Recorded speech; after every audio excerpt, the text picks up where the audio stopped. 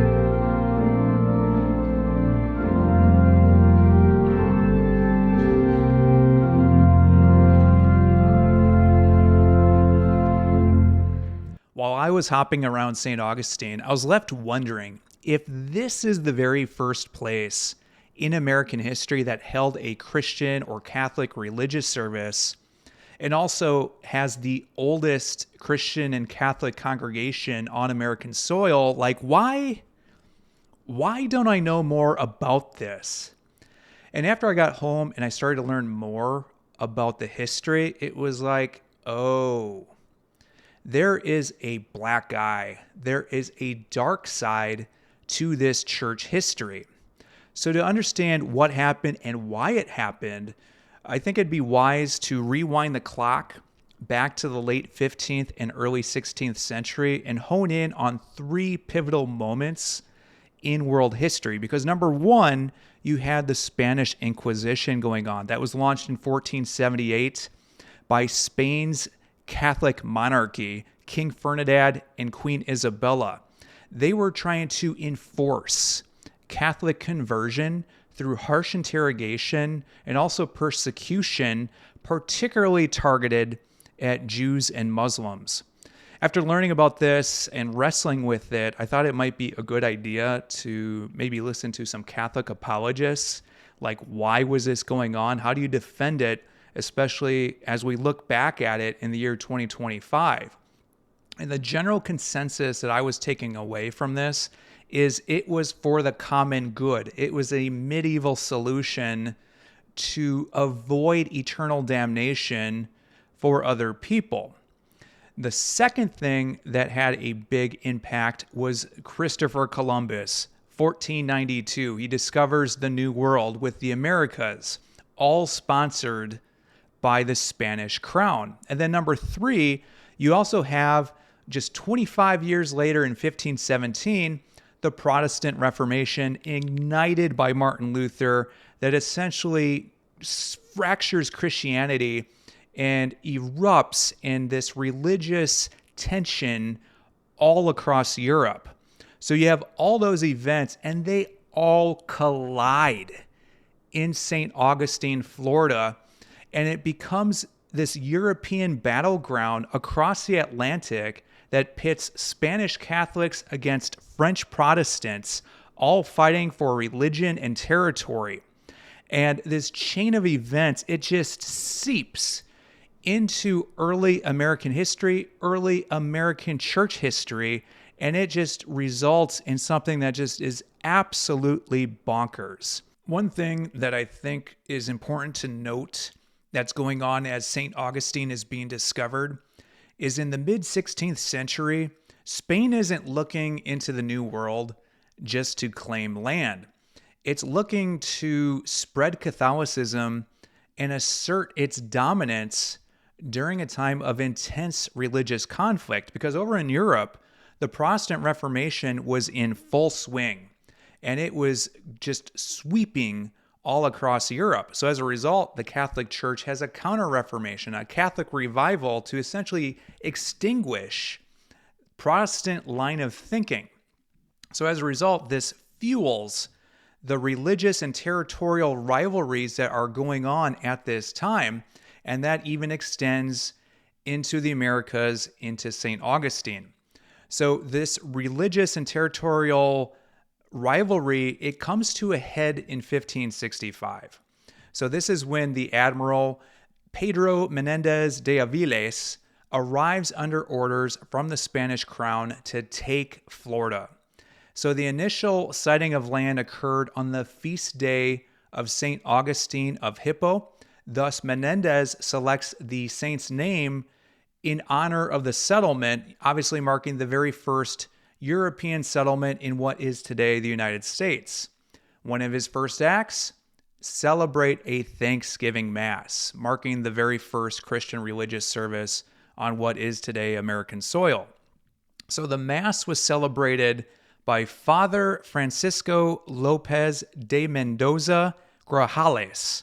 He was the fleet's chaplain, and he was accompanied by 3 other diocesan priests.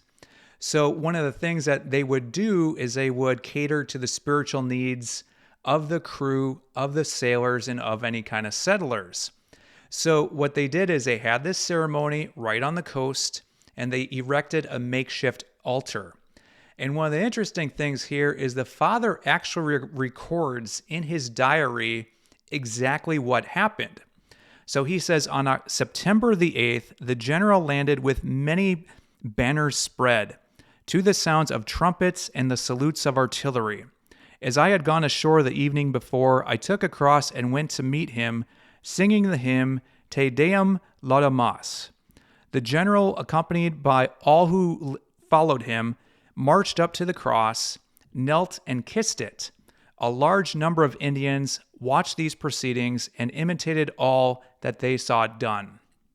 So following the Mass, Mendoza had a communal meal with the tribe of that area. And from what I understand, many historians see this as one of the very first Thanksgiving feasts between Native Americans and European settlers. Obviously, some tensions and conflicts would arise after this, but kind of interesting just to see how things started off really, really well, but then things got really, really dark. The spirit of Thanksgiving did not last long. Spain wasn't the only player in the game. 3 years earlier, in 1562, a group of French Protestants known as Huguenots had established a foothold in the nearby Fort Caroline. This is where today modern-day Jacksonville is.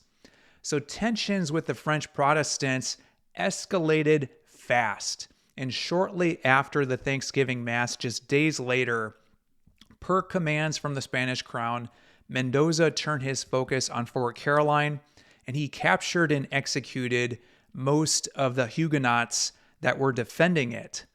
Not content with that victory, he later encountered some French survivors from a shipwreck near a nearby inlet, and he ordered the systematic killing of 350 Protestant men. So in less than 2 weeks, St. Augustine went from this site of faith and thanksgiving to the stage of one of the bloodiest episodes of religious conflict in very early American history. So this incident, it actually initiated Spanish control of Florida for nearly 200 years.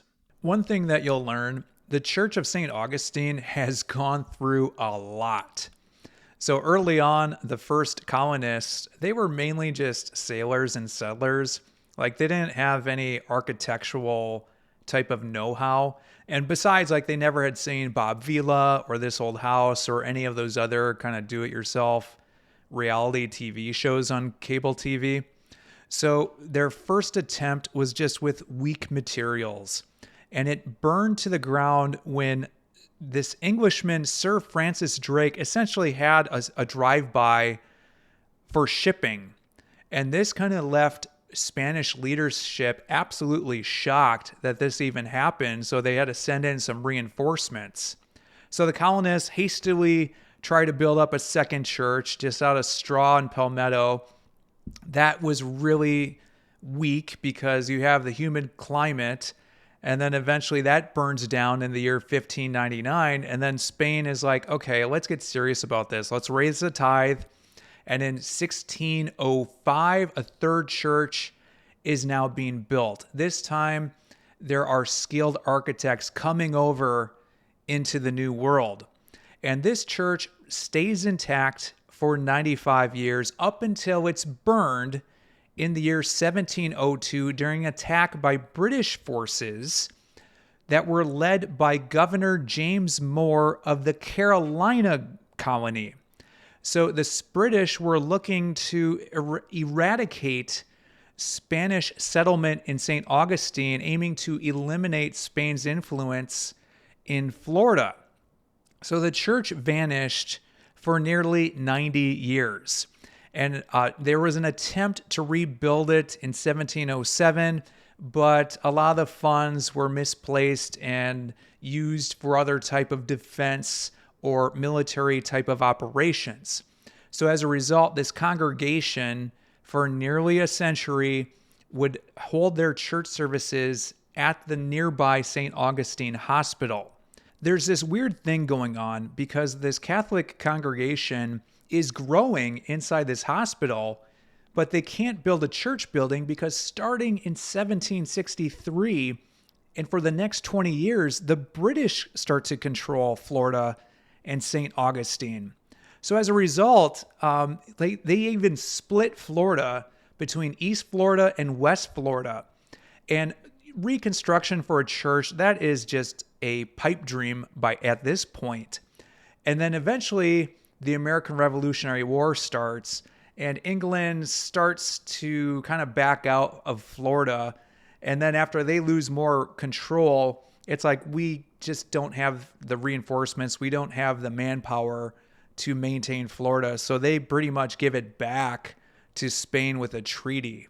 Spain regained control of the colony in 1784, and it just led to this new sense of pride among the citizens, and it led to this large-scale construction of the current church building, starting in 1793 and completing it in 1797. So you may be wondering, how did Florida go from Spain to the United States? The answer: Napoleon. Spain was suffering all kinds of invasions at home, and as a result, just the importance of Florida all across the Atlantic, it just wasn't important anymore. And it signed a treaty with the United States with the Adams-Onis Treaty of 1819. One of the interesting things, there was a huge controversy that developed early on about the ownership of the church and properties in St. Augustine because Hamilton, no, not that Hamilton, Alexander Hamilton Jr., Hamilton's son, he was the first U.S. attorney in East Florida, and he argued that all religious properties belonging to the King of Spain were therefore the transfer of power, the property now of the United States government. And through the intercession of the Secretary of State at that time, and who would become the future 6th President of the United States of America, John Quincy Adams, essentially argued that, and then 2 acts were passed in Congress that the parish church would then be returned to the Catholic Church in 1823. So by 1850, Protestant churches in Florida far outnumbered the Catholic ones by a ratio of about 30-1. Over time, that population within St. Augustine for Catholics has gone dramatically up. And soon the Cathedral of St. Augustine was created in 1870, and then it became a minor basilica in 1976, thus making it the Cathedral Basilica of St. Augustine. Nowadays, there's an annual reenactment and ceremony to commemorate that very first Thanksgiving Mass on the very same grounds where this actually occurred now nearly, 500 years ago. And what you probably noticed that you may have some questions about when you saw earlier in the video, they also have a towering 208-foot tall Great Cross to essentially landmark and honor that coastline. So in the cathedral, there are a number of murals that depict the history of Catholicism. On the south wall, and probably one of the most prominent ones, is a mural that depicts the very first Thanksgiving Mass as well. This community, from what I found, it has a long history, it has a rich history.